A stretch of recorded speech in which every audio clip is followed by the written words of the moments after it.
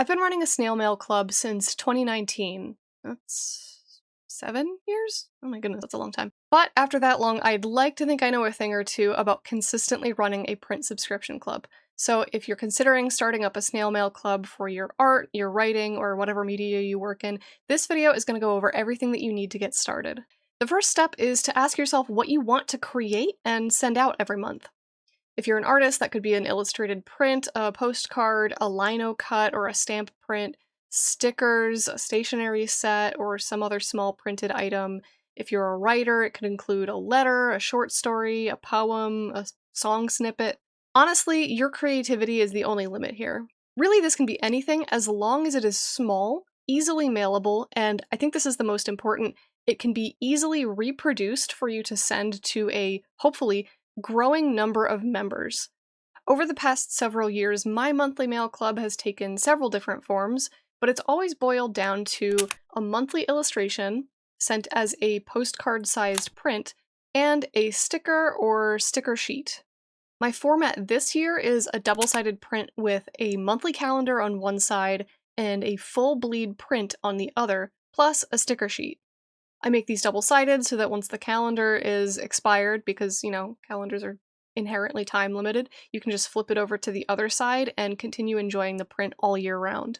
I have also included a handful of non-standard goodies for my mail club, including an interactive build-your-own bouquet sticker pack, washi strip stickers, and even at one point, recipe cards. I like to use my mail club to experiment with things, so ideas that I have in the future are label stickers for a back-to-school themed month, and haunted glow-in-the-dark stickers for October. By the way, you can join my mail club at patreon.com/MadameBerry. Shameless plug. Whatever you make, just be sure it's something that you can keep up with consistently and that you can produce at a scale if your mail club grows to more than just a handful of people. So, fun fact, I actually found one of my first ever mail club rewards from all the way back in 2019, and I actually used to include an original illustration in every single one of my mail club cards. I was only able to keep this up for a handful of months before I just had to stop because creating dozens of originals each month was unsustainable. Something like a handwritten letter only works well if you have a very small membership, but for a mail club with dozens or even hundreds of members, that's gonna tire you out very quickly. Or at worst, it's going to give you a repetitive stress injury. So you might want to switch to a typed letter in a really nice script font, or a printed artwork versus hand-drawn original, and do your hand stretches. One of the things that my mail club members look forward to each month is that I put each month's theme up to a vote, and then I illustrate the winning theme over on my Twitch channel. I actually consider this voting process one of the non-tangible rewards of my mail club, since it's an interactive participation that my members look forward to each month. So after you've figured out your idea, you're gonna need to get some materials in order to start sending out these rewards. It's gonna completely vary depending on what the contents of your mail club is. So for instance, since I send out a double-sided print and either a sticker or sticker sheet, I need sticker paper and I need double-sided photo paper. In the past, I've also used single-sided paper for regular postcard prints that aren't double-sided, and that's a little bit easier to find. And sometimes I experiment with different types of sticker paper and different laminates. So I've sent out rewards that have very sparkly glitter laminate before. I've sent out holographic stickers. I've sent out clear stickers a couple of times. Again, I really like to use my mail club as a way to kind of experiment with different material types. For writers or people sending letters, you can select a really nice looking letterhead, or you can print your own stationery. You can also get very decorative with this by printing your own envelopes or printing your own tissue paper using printable vellum, which brings me to printing at home versus outsourcing your prints. When I first got started with my mail club, I did not have a printer at home, so I got everything printed at Staples. And this was fine because it was relatively inexpensive. However, it did leave me with a lot of overstock prints that were hard to get rid of in the future because my membership was very small, but there was a minimum order quantity whenever I got my stuff printed at a print shop. So it took me years and years to get rid of all of them, and quite frankly, I still have some of my old prints. But if you have access to a color printer, you can print only exactly the number that you need. So if you have a printer already, it can be a really great way to get started because your membership at the beginning is probably going to be pretty small. If you don't already have a printer, you might be able to either borrow a friend's and maybe pay for ink and materials, or get something printed at a library, or if you have maybe a local print shop that does very, very small minimum orders, like 5 instead of 20. That might be a way to get started at the beginning too. Investing upfront in a printer though can be expensive, especially a really nice color inkjet. I got mine for my online store so that I can print larger prints and other art materials. So I wasn't just using it for my print club, and that's how I was able to justify paying a couple $100s for a really nice inkjet art printer. But it's not something that I would suggest investing in right away if you don't know if your mail club is going to have a large membership, because printers and also printer ink can get really expensive. On the other hand, even though outsourcing might leave you with a lot of extra prints at the very beginning, it can also be a much easier and cheaper way to create your prints if you have a larger membership. So if you're printing stuff in bulk, you can sometimes get bulk discounts from manufacturers, and it saves you the labor cost of printing and cutting everything yourself, which I think is a really important and under thought of aspect of creating your own materials. I think a lot of people overlook how much time it takes to print everything out, trim the edges off if they need to be trimmed, cut the stickers if the stickers need to be cut, etc. Sometimes depending on the materials that I'm sending out that month, it can take an entire day for me to just create the rewards that are going in that month's mail club. So if your mail club is getting large enough, outsourcing those things offsets that labor for you, and it can be cheaper if you get bulk discounts. Other materials you're going to want include envelopes or mailers, as well as any other protective material. We're going to cover shipping later on in this video, but I suggest running a mail club that can fit inside of a standard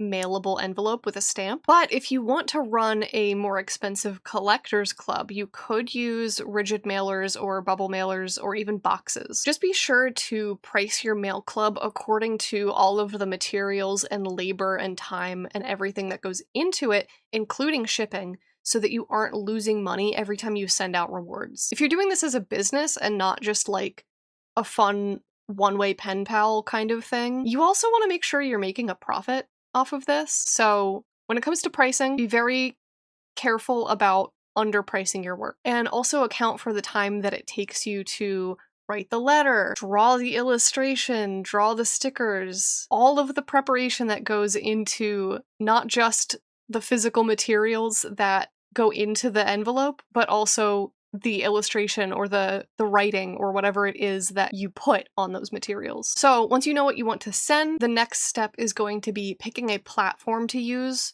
to distribute these materials. There's a lot of different places that you can go to create a monthly subscription club. The most popular one is Patreon, and that's the one that I use. I've been on Patreon for a very long time, so I know the most about it and I can speak the most on it, but it's definitely not the only choice you have. The pros of Patreon, though, are that it does have, I think, the most social proof behind its name. It's been around for quite a while. A lot of people know what Patreon is and how it works by this point. And also you can set up different tiers of rewards. So if you want just a digital tier where you can send out maybe like monthly wallpapers or a like blog post style reward, you can set that up for a few dollars, and then a couple of dollars higher than that, you can have a second tier with physical rewards on it, and you can have multiple tiers with whatever you would like to include. You can also mix physical and digital rewards really easily, and it automatically handles things like capturing your patrons' addresses, etc. The only thing you'll need to do at that point is export those addresses so that you can either print them on your envelopes or print them on the little like label stickers that go on envelopes, or just handwriting them on the envelopes. I don't like doing that because my handwriting is awful, but if you really do like the handwritten look, it can offer a nice hand-drawn touch,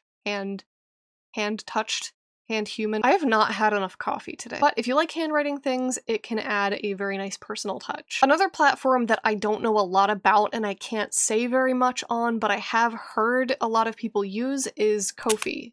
So that's ko-fi. I know a lot of people prefer it over Patreon for what might be like business ethics reasons. I'm not really sure. And I know it does have a monthly subscription option. I don't know the extent of what goes into that. I don't know if it has different tiers you can set up or how it collects member addresses.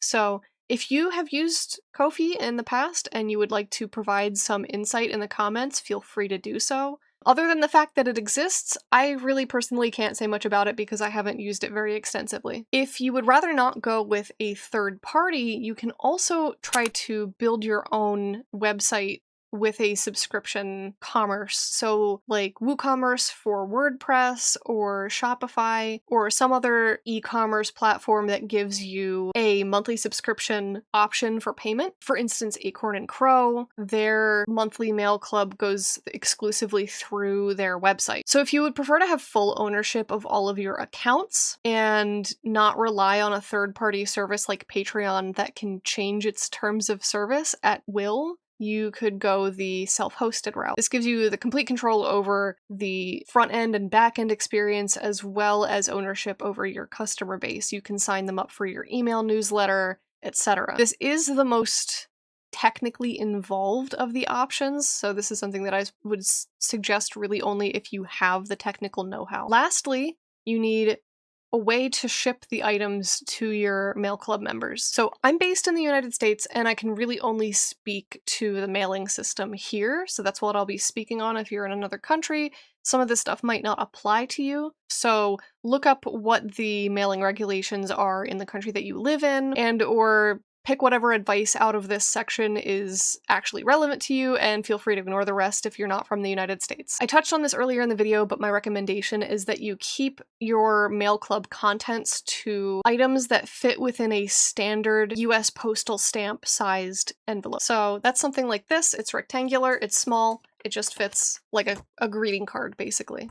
If it doesn't fit in one of those, then I would suggest adding $5 to $10 to the sign-up price of your mail club in order to account for shipping it in a larger parcel. But with the way that mail costs have been rising over the past couple of months, I really recommend just making sure that it fits in the cheapest shipping option available, which is an envelope. So requirements for stamped letter mail are that the envelope is rectangular, at most 6 inches by 11 inches, so this is way smaller than the maximum size. Maximum thickness of 1/4 inch, so you don't want anything too thick in here either. Under the weight of 1 ounces total, including the envelope, and it has to be flexible, so it has to bend a little bit, and it can't be lumpy, it has to be uniform in width. Those last few ones, the 1/4 inch thickness and the flexible and uniform thickness, apply because all stamped envelopes have to go through a machine. They're all scanned by a machine. And if the envelope is lumpy, or if it's too thick, or if it's hard and absolutely will not bend, it's going to get stuck in the machine. It's going to jam the machine. So if you're going to be mailing something that is rigid or is lumpy, like maybe your envelope has a wax seal on it, then you're going to have to also, in addition to the normal stamp, apply a non-machinable surcharge stamp. These are separate stamps that you can buy at the post office. If you ask for a non-machinable stamp, they'll give it to you, and they go next to your normal stamp. Either that, or you're gonna have to ship it as a parcel, but that is much more expensive. If you do go the parcel route, I really suggest using a service such as Pirate Ship. This is not sponsored, it's just the one that I use a lot, because the retail rates at the USPS, for instance, if you go to the post office and ask for them to ship your package, that is the retail rate. The retail rates for USPS are higher than negotiated commercial rates, which is what services like Etsy or Shopify get to use because they have negotiated a contract with the post office to get a little bit of a discount on their packages. And services like Pirate Ship have also negotiated this so that you can go through their service to get the negotiated rate. But again, all of that can get kind of expensive, and really at the end of the day, I just recommend using an envelope. Let's talk about return addresses, because Unless you want to just send your mail off into the wind, and if it gets lost, then it's lost forever and there's no recourse or return on your package, then you're going to want to have some kind of return address on the envelope. I highly recommend getting a P.O. box or a virtual mailbox for your own privacy. In this age, I really recommend against putting your own actual home address on a package that you send to a stranger. So anything that you send out for your mail club members, unless it's like, I don't know, literally your sister and you have each other's addresses already, or your best friend or whatever. Most of the people who sign up to your mail club, if they're signing up because they like your art, if you've advertised on social media, like places like TikTok or Instagram, you're probably going to get strangers signing up, and the last thing that you want to do is send randos from the internet your home address. So whether this is for your mail club or your online store, get a P.O. box or a virtual mailbox. Mailbox or a virtual mailbox, and that will let you receive letters that have been routed back to you that have been like deemed undeliverable for some reason, while keeping your own like private personal information private. So for instance, if one of your mail club members moves and they forget to update their address, or if somebody makes a typo and the USPS is like, this can't be delivered, it will get sent back to you, but it'll go to your P.O. box or your virtual mailbox instead, and then you just go pick it up. So let's practice internet safety and not give our personal information to strangers. So really that's kind of all you need to start a mail club is your ideas, the materials to create your package or parcel, a way to collect customer subscriptions, and some stamped envelopes. You really don't need a lot to get started with a snail mail club, especially in the beginning. If you keep it simple, you can always expand on it later. So if you would like to add more rewards as your membership grows, you can. I hope you found this video helpful. Again, my own snail mail club is at patreon.com/MadameBerry. There's also digital rewards for people who prefer that. And you can watch me illustrate each month's theme at twitch.tv/MadameBerry. So thank you so much for watching. I will see you in the next video. And until then, stay weird.